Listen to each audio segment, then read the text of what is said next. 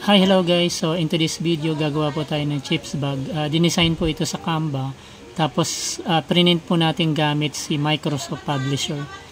Ang size nito is about 3R. So kung ipiprint mo siya, kalahati siya ng A4. Yan po. So after ma-print, so ikakat natin siya sa gitna.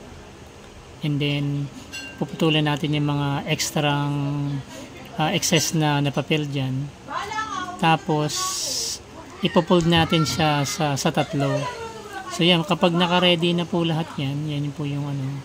Maganda pong idea ito dun sa mga nagka-crafting and dun sa mga nag-iisip ng anong pwedeng ibenta sa printing service nila. Pwede nyo po idagdag ito.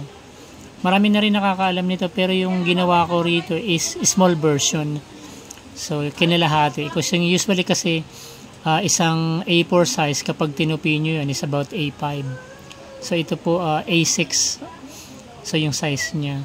So yan po, dito po bali, pwede po kayong gumamit ng photo paper, kahit ATGSM pwede po yun. Ang pandikit niyo po, gagamit kayo ng double tape. Pero in this case sa akin, sticker paper na yung ginamit ko para medyo makapal yung loob. Tapos tinatapyasan ko na lang yung mga gilid kasi sticker paper naman siya. So para yun ang gagamitin kong pandikit. Tapos gagamit tayo ng pang-crimping dito para magmukha talaga siyang chips. So para mayroong ano yung sa taas yung grid na parang kala mo siniled. Yan katulad niyan, ipakita ko sa inyo. So yan yun. So gumamit tayo ng crimping. Nabibili rin po yan online. Medyo maliit po itong nabili ko. So kung gagamit po kayo ng ganito kaliit na size, sakto lang. Pero kapag yung malaki na yung A4 size na, yung about A5 size ng chips bag, ang ginagawa ko dyan, tinutupi ko. Tsaka ko kinikrimp. So yan po. So bali, tinapyas ko na po yung mga gilid niyan. Kasi sticker paper po itong ginamit ko eh. Tapos ididikit mo na lang yan. So tatanggalin mo lang yung small part sa kanto.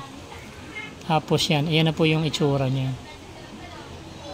Tapos saka natin ilalagay yung mga souvenir items natin. Yan. Katulad itong rep magnet. So kasya yan dyan. Tapos yung keychain, yan po yung sample ko. Yan. So tsaka natin uli ididikit. So pero sa akin dito kasi nagupitin ko na yan, so ididikit ko na lang yan. Medyo matrabaho lang siya, pero okay naman kasi makapal yung magiging makapal yung niya, yung katawan niya, kasi nga sticker paper sa. So andun pa sa loob yung pinagdikitan ng sticker. So yan. So sealed na siya. So yun, pwede niyo na po siyang ibenta or ibigay doon sa mga attendee niyo, doon sa mga bisita niyo po sa special occasion, like katulad ng mga usually binyag, birthday, kahit po wedding. So pwede rin naman po kung meron kayong gustong ibigay na souvenir sa pwede niyong yung ganitong option yung way, para kakaiba naman siya. So unlike yung usual, so parang kakaiba naman, something parang pag tinignan nila parang special, may excite sila. So yan po yung finished product natin.